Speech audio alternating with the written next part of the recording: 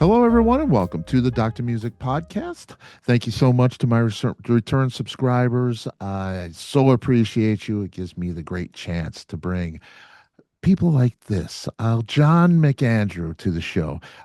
John is a singer, songwriter, multi-instrumentalist whose music has elements of blues, pop, jazz, soul, adult contemporary. He's even been in Grammy consideration for roots gospel and Americana. Is there anything that John doesn't do, is my question, I guess. John's music has been heard around the world at many national events and in several feature films.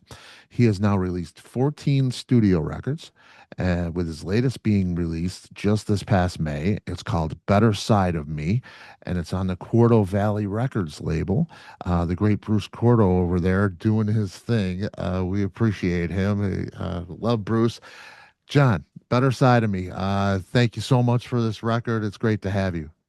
Well, thanks, Scott. I appreciate being on the show today, and appreciate you listening. Yeah, and I'm so glad I have listened, because it is a warm record. It is a comforting record. I put it on, and I'm harking back to things like James Taylor and Jim Croce, a huge Jim Croce, especially living with me since I was a child. And I get that feeling from this record, and I so appreciate that. Well, and I too listen to Jim Croce. Singer, songwriter, kind of a warm, simple, not a lot of stuff going on. And I haven't heard his name in a long time, and I'm sure his music had a little bit of influence on me when I was a little bit younger. I Yeah. like that. Yeah. My kids know him well because every time we get in the car, he is my road music for sure. So, all those road trips, is 8 hours of Jim Croce. So I'm sure they're fans, whether they like it or not, too. uh, Better Side of Me, a collaboration with Denny Seiwell, um, co-founder, drummer of Wings, of course. He produces the record along with Fernando Perdomo, from Dave Kerzner, Marshall Crenshaw. The talent here, tremendous. Just a tremendous musicianship quality to this record. Tell me about working with Danny and Fernando, and how it's maybe changed you as a writer or a musician, possibly. Well, it's a great question, and I've known Denny for a long period of time, and I think we probably thought about doing some music together in the past, but album about 2.5 years ago in LA with a producer named Ken Polk, and we did one album together. He's in the film industry, and I forget exactly the details, but something happened, and that production just didn't happen. But I already had a plane ticket. I called Denny up, and was explaining to him. He said, "Why don't you come stay with me?" And I did an album with this Fernando Perdomo guy. And he said he can play anything, and he's got.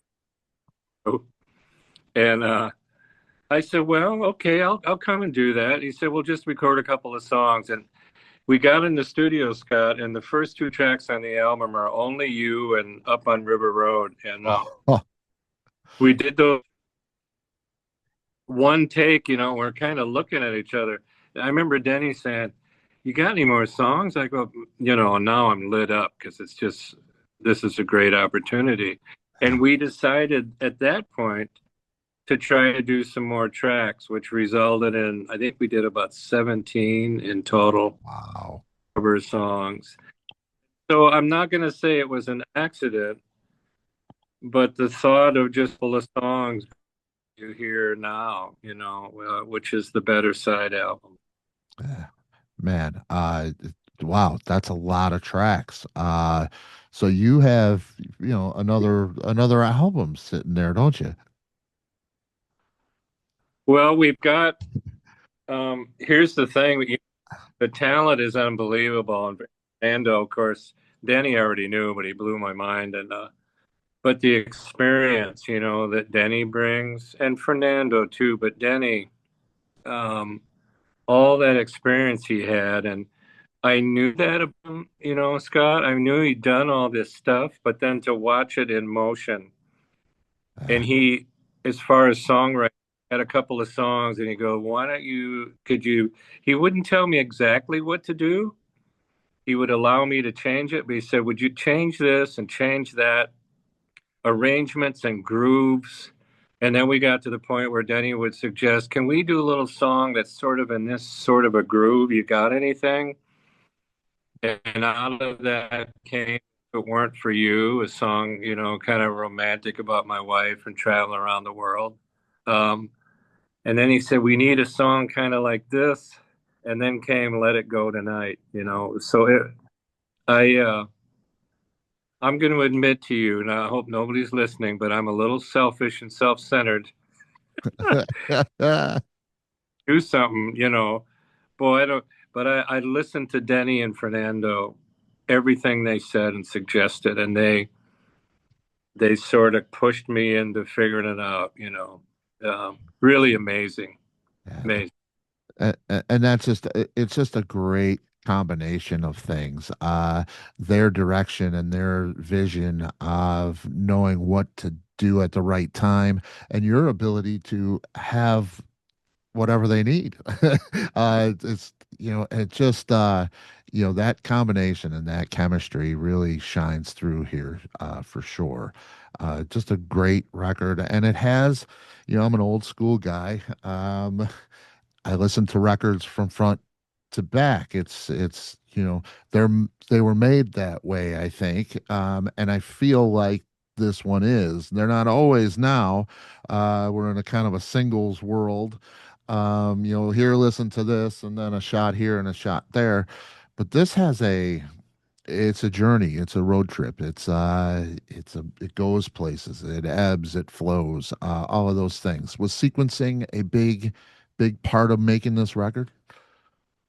Well, and that's a loaded question because it was, because I know that I know and that's beautiful. It really warms my heart because that's what we wanted to do. And Denny was really persistent. The decision to stick with all original songs was a big part of it. Mhm. And the journey of what the songs are about, and it starts off kind of fun, and then it gets a little serious, and then it ends with some different things. But that's exactly what I wanted to do was an old-fashioned album, and you listen from front to back. So you have to sit down for a while, absorb it. Mhm. And I think when you start all the songs, you start to hear the little dance with Fernando and myself between piano and guitars. Yeah. You start to hear the stuff Dan's doing. Um, and I would, here comes a cornball analogy, but when you fall in love with someone, which I've been with my wife Nancy for a really long time, you're enamored with some particular little things, and then the longer you hang around, the better it gets. And we were hoping that we could accomplish that at least a little bit, with an old-fashioned album. Yeah. Um, and Yeah. that's what we tried. Yeah. It has that feel. It really does. It like I say, it lives with me. It's warm. It's comforting, and it takes me places. And it's a beautiful thing. You have the great Steve Porcaro on here, uh, playing strings, I understand, on the record. Tell me about Steve's involvement, with the album. Huge fan of what he's done in the past, and the Porcaro brothers and all of those guys. That is an elite bunch right there as well. Yeah, what was Steve's involvement in the record? How'd you get him on there? Fernando and Denny isn't enough. Denny picks up when I he wanted that particular song, If It Weren't For You, and he just went right to this really needs strings, and Steve's the guy to do it. And my head, goes, oh my God, that'll cost at least $3 million, and Right. He's, so Denny calls him, and they're really good friends, and now we all are. But Steve said, I really love the music. And I won't disclose what he didn't really ask hardly anything. And it was unbelievable. And when Steve put the strings together and we heard them, we went, "Oh my gosh!" And I remember the first time we did a quick mix of it, and Denny right away said, "The string right in your face, right out of the chute on this song because they're so gorgeous." Yeah. And you mix the song, and then Steve played the live this in L.A. and I mean, it was just amazing, Scott. These guys, and it's their experience. They're not only really talented, but they really work. These people are hard working Hmm. dudes. Yeah. And that's, and so, you talk about this little journey, that's a little nugget that sticks out because it's the only one really with strings on it. I think Fernando played mellotron on a couple, but Okay. it's the only real track with lush sound. Yeah. Uh, It's beautiful. And to have him on the record, what a gift he is. It's just really, really great. Um, I read a bit of your story in the press release. I was a bit familiar with your story. It involves alcohol, diabetes, a 12-step program, needles, crank, a little green monster. So it's a big journey for you in life to get you to this place. Tell me a little bit about that, those struggles that have shaped you as a musician. How does that translate to what you do today? well, it is a big part, and I'm careful in language I use, and what I like to say is I had this old life, and it included an abusive relationship with mind-altering substances, Mhm. um, and I took on that battle at a pretty young age, and it completely, held me underwater for a long time. Then I came into this new life, but in that old life, man, I ground my right hand up in a snowblower, and I endangered my life. The old life, I became type 1 diabetic when I was 19, and I was already pretty much off the rails with mental health stuff, and I I kind of had an attitude way back then that I just didn't care. I'm going to die anyway. And I know that sounds drastic, but when I look back, you know how the rearview mirror is so clear sometimes. Yeah. I pretty much just said, heck with it. And I use different language, but I won't say that now. And it took me several more years, and when I finally changed, and asked for help and all that, this new life, I remember waking up and going, there were things like I could play piano, Scott, and I could sing a little bit, but I never practiced and I never took it seriously. And I started to notice these other guys and gals were practicing and they were really good. And I Wow. was, you know, and Yeah. that it just got me to start with some discipline and some practicing, being able to take criticism. And the journey was amazing. I played in bar bands and I played in every situation there is. And I paid my dues, but in this new life I started, I want to write my own stuff and I would like for people to listen. And I was playing at the Mall of America one night and with a 7 or 8 piece kind of country variety band. It was a really good show. Mhm. And they played something like Boot Scootin' Boogie or something, and everybody was out there in their cowboy boots dancing. Then they played my little original song. I had a single. And of course, it goes over like a lead balloon, and I realized that I'm playing in front of the wrong audience, or this isn't what they want. Right. I got a job playing solo piano, and that started my career of learning to write I played standards and blues and jazz, so I could work. Uh, Eventually, somebody came up from Nashville, and I got a publishing deal with Muscle Shoals Studios and went down there and did like a Rio record with Roger Hawkins and David Hood. And man, they told me they reminded them of Jim Croce. I remember that Look now. at that. But Bruce Springs or Against the Wind, Bob Bob Seger, Seger. they were going to do, and they wanted to help me write songs, and I was too prideful to do that. As a result, we sold about 11 records, but Yeah. I had to learn. Yep. I had to learn and that LA to a producer that eventually introduced me to Denny Seiwell, and all these years later, the whole thing came into focus. Yeah.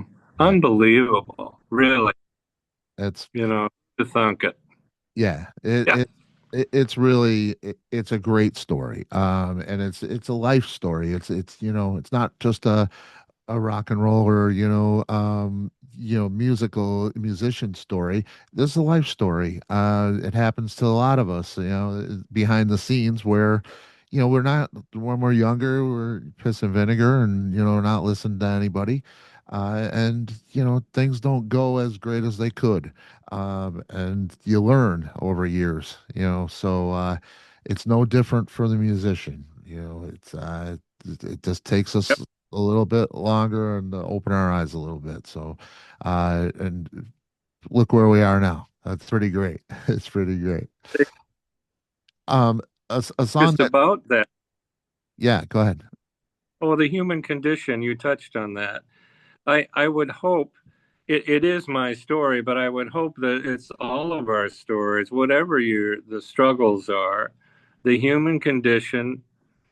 I don't know. In my generation, we were just perfection, and I was raised a Catholic kid. You had to be first, and if you weren't Pope or something like that, it's kind of a failure. And you start to learn the hard way that it's just not realistic. And so the only way I've learned is to bang into stuff, fall down, get up, kind of keep chugging. And I think most of us are like that. Yeah. Um, and that's where the song Better Side comes from, really. Hmm. Yeah. You got the better side because you're going to also see the other side of me, Hmm. Yep. which is good sometimes. You're human, just like all the rest of us. So there's no escaping that. No, But that's the beauty of being a human being, I guess, is we have those two sides, and we we can learn from each of them, I think. So it's pretty great to, and another thing about this record, it's introspective in that way. So it is a life journey, it is a life story. That's why it's so warm to me. It's just yeah, really a warm record. Song that really speaks to me, Stuck a Little Harder, Up on River Road. um yeah, the cadence, the music of it, sure, but it's the centerpiece of that warmth and comfort. It really emanates from this one for me. And I understand it was written about a very special place, an addiction rehabilitation facility, so that makes sense to me. Tell me about the song and that special place and its meaning for you. I work at a place called Cumberland Heights. It's in Nashville, and I'm the music therapist. And I like to throw the word spirituality in there as well. And because I sing and play and we share stories, I've had amazing experiences here with all sorts of people. And at one point, we took on a program where we work with music professionals, and Cumberland's been doing that forever, but they wanted to kind of focus on it a little bit. So there were two or three of us that tightened that down. But I get to watch people, transform and change. And I'll just say old life, new life. Yeah. And it's unbelievable to see that happen.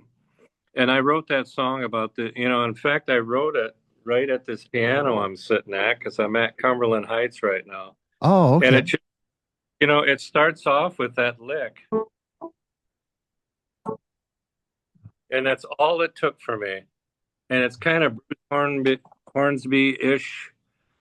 Right. Uh, and I did another recording of it, but when Denny did this, man, it's it's really on fire. Yeah. And I love to sing it, and it's there's power. How do I get to this? Very few of us can do a lot of healing or changing transformation by ourselves. Mhm. And man, God knows we try. Yeah. But if we get in and get with others that understand and all that stuff, there's just power in all that. And many people have many names for it, but it's it's some juice, and it's about the faces and hope coming back in people's eyes. And Cumberland is really a fantastic. I'm so lucky to work here because I get to do this, Yeah. that, that. So, I love it. And that's it. That is special. It's got to be very special, especially for those people making that change. But for you, to have that impact on people and help them to find light in their life, really, it's it's a deep, special thing. Really is wonderful, wonderful. I'm really glad to do that way. And I remember Denny saying, for some reason, I said, well, people aren't going to like this. It's about some place that I work in Tennessee. They're not going to know. And Denny said, John, it doesn't matter because people are going to think, what cool place. Everybody wants to go to a place like that, no matter who they are or what's going on, you know? Yeah. And Denny was right. The record, and it's been tagged to, and that's worth it. Yeah. I wanted to touch on your writing process. What comes first for you? Do you play music and then add the lyrics, or when I listen, I tend to hear I hear the lyrics in the music. They just the music is so expressive, that I hear whatever the message is, even if the lyrics weren't there. A lot of times Yeah. I've put on instrumental records. I used to do this with like Kenny G. Put on his records and try and guess the title of the songs before I looked to see if I was on the right track with the feel, and maybe the title had something to do with it. And many times, you could zone in on what he was trying to say with the instrument. I get that here. Even without the lyrics, the music just it pairs. They're one. So when you're writing, do you get the music and the lyrics in your head, or how does that work for you? Well, we just talked about up on River Road, and that started with that little lick. It just started musically, and "Freedom's in Our Blood" started with just a little piano lick. Uh, Um, I had the chorus in my head, "Freedom's in our blood. It's in everybody's blood. We all want. I know you want it. I want it. right. I don't care who you are, what color you are, what country you're from." And it started with that little lick, and "Freedom's in our blood." That came to me immediately, and then I had to start to write from there. I think generally the music does come first for me. Okay. Not always. Expecting nothing in return, the lyrics were first. Okay. And I wrote it on guitar. And then when we did this version, I said, I wonder what it would sound like on piano, Uh, because we got a really good guitar player in the room. Oh, and so we switched that over. I It's interesting what you said. They really pair, and I don't know if I've ever heard that before. But Really? Yeah. whatever it is, I'm not real conscious of it. But the music comes first, and then I like to write. If it's an up tempo song, then I'll write a ballad. And if I've written two or three ballads in a row, I want to write some music that's up. You know what I mean? Right. So, Yeah. yeah. Yeah, and there's all of that here, which is great. You recorded the first record in Muscle Shoals, Hmm. you second in L.A., and then Nashville. Do those studios, especially like something like Muscle Shoals, with all of that history and that spirit in there, it's got to have an effect on because of the equipment, maybe it has an effect on the sound of the record, but more than that, it has to have an effect on your soul when you're there. You a certain something comes out in the voice, or in the instrument when you're playing the piano. What are the effects of those studios on your music?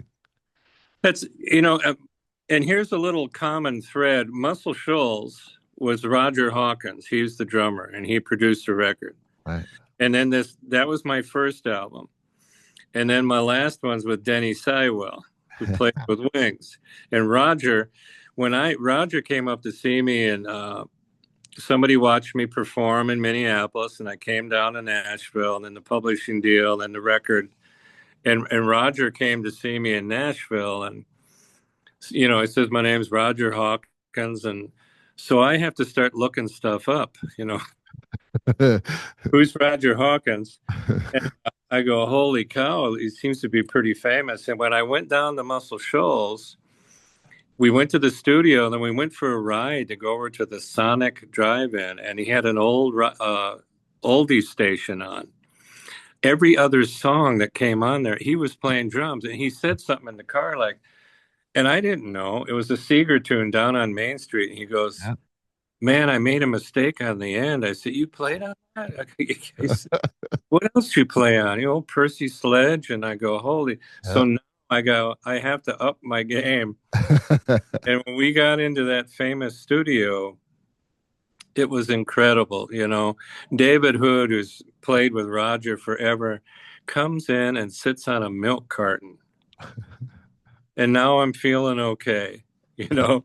Yeah. And I realized I was naively in the middle of something really cool. Now, Yeah. fast forward all these years with Denny, I kind of knew where I was this time. Yeah. Uh, Yeah. Felt more like I could hold my own, but back then, man, boy, I was nervous as a dick, you know. I bet. And well, in down Muscle Shoals, Steve Cropper is sitting in the. He's just sitting in there. I go, who's that guy? I don't know who these people are. I- And then I met my wife down there, and Florence, Alabama has become a big part of my life. And that's interesting. that's cool. Is that, the song, If It Weren't For You, that's about her. And Yeah, yeah, cool things. that is great. That is great. Yeah. Have you thought about going back to Muscle Shoals and doing some more recording? Yes. Yeah. And Yeah. there's a young guy named Jay Took. Well, he's not young, but he's a producer and really good. He mixed a couple of songs on this record, and he's down in Muscle Shoals now, and he's doing fabulous things. So that would probably be the direction. Yeah. He's a really great producer and drummer, and a buddy of mine, and he's got his name on this record too. So, I'll think about that. Yeah. I'll talk to Bruce at Quarto Valley. Yeah, yeah. Oh, I'm sure he'd love it. Yeah. Yeah, I've had a chance to know Bruce a little bit, and met him with a certain band he was doing early on and before the label, and what a supportive guy. He is a music fan, and just a huge support of music and the musician. So it's always great to see musicians on the label that he has, because I know he cares so much about each and every one of them for sure. So yeah, yeah. Talk to Bruce. So I'd love to hear that. Hear a little bit of that flavor again. It's really cool. Uh, He's he's made a big difference, quickly in my life, of course. And we ran on my website. We when we did the release party in L.A. At Kulak's, this cool little place. It got videotaped and recorded. So Bruce is on there doing an introduction, and then all the songs are up there on my website. But if you want to know about Bruce, he does a great little introduction, and he's got his cool little hat on, and he really cares about people. he And does. I'm not so sure a lot of artists can say that about a record company, or I'm sure there are others, Sure. but Bruce is he's just he's really special and unique in that way, how he Absolutely. supports us. Yeah. Yeah, Cool. absolutely. And I love to see that because so many musicians get a bad deal or they get taken advantage of by these executive types. And he's just not that guy. So it's always good. Um, I hear you sing, I hear you play. I know you play guitar, you play piano, you play a bunch of other things probably too. And you sing wonderfully. It's one of those things that just touches the soul. Um, do you feel like for you, I would imagine not everything comes naturally or easier, at the same level. Do you feel like a piano or a guitar player that sings, or like a singer that plays guitar or piano? Great question. Well, I believe that I'm a piano player, not a guy that plays piano. I think I've worked pretty hard at that. I remember I played a bunch of instruments very early on in my old life, and I was playing in bars, and I played harmonica, guitar, saxophone, and it was the only way they'd keep me in the band if I played enough stuff. But I was bad at all of them. And the interesting thing about the injury to my hand, I couldn't play sax. My fingers were messed up, and I won't go a lot into that. But I started to play piano just primarily after that, and then when I got into my new life, I started to practice and work at it. So I'm a piano player, um, and then the first time I sang in a bar setting, I stood up and I had to sing for the leader of the band. And he said, do you sing? Can you sing this song for me tomorrow night? Why don't you learn it? And beautiful song. And I stood up and sang it, and my life changed that night because my brother was there and they came up and they didn't know I could sing. And I'm soft spoken from what people say, and then this voice came out, and I realized that that's probably what I'll focus on.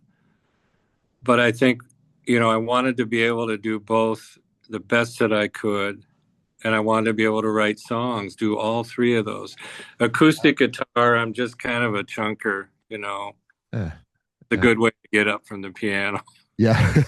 There you go. For, Uh, yeah, like I say, you sing, you play here, and I just adore both of them. The way the piano here is just dazzling, really great. oh, man, thank Yeah, and I want to respect your time. This is such a privilege, John. Thank you. Um, Something you've always wanted to do. You've been on a journey in your life that not a whole lot of people have. Um, the good, the bad, and everything else in between. Is there something along the way you've always wanted to do but haven't had a chance? Well, my father played clarinet with Stan Kenton, and I grew up with him playing that jazz music. And then my older brother was my hero musically. His name was Emil. His nickname was Emil. He played bass, and I used to go see him play, and I never played music at this point. Wow. They were my heroes, and they both passed away, cancer and stuff. And then all of a sudden, I got this career going, and I kind of dedicate every night for an encore a little song called "I'll Play All Night Long" to my father and my brother. And when my brother passed away, we always thought, like, our family, wouldn't it be great if we got some recognition for our musical talent, you know? Yeah, And my wish is that, and it's sort of coming a little bit true. I think sure. to get a Grammy nomination would be really cool, stuff like that, which I thought years ago was probably would never even have a chance at that. But at least I can sort of see that light down there somewhere. And, Oh yeah. you know, um, the music is important, and I got grandkids and a wife, and I think just to have them all be a little bit successful in this business and would be really awesome for me. And it's kind of a dream. Yeah. Yeah. And better late than never. Yeah, absolutely. And I can't wait for that to even come more true than it already is. Oh, Because thanks. like I say, it's a privilege for me to talk to you and spend this time with you. I so appreciate you, John. Thank Okay, you. thank you. Thank you. Yeah, we'll get the word out about the record, and everybody needs a little bit of better side of me in their life for sure. Thank you for making it. I so appreciate you. All right, awesome. Thank you, All right. Scott. Thank you, John. Take care. All right. Bye bye.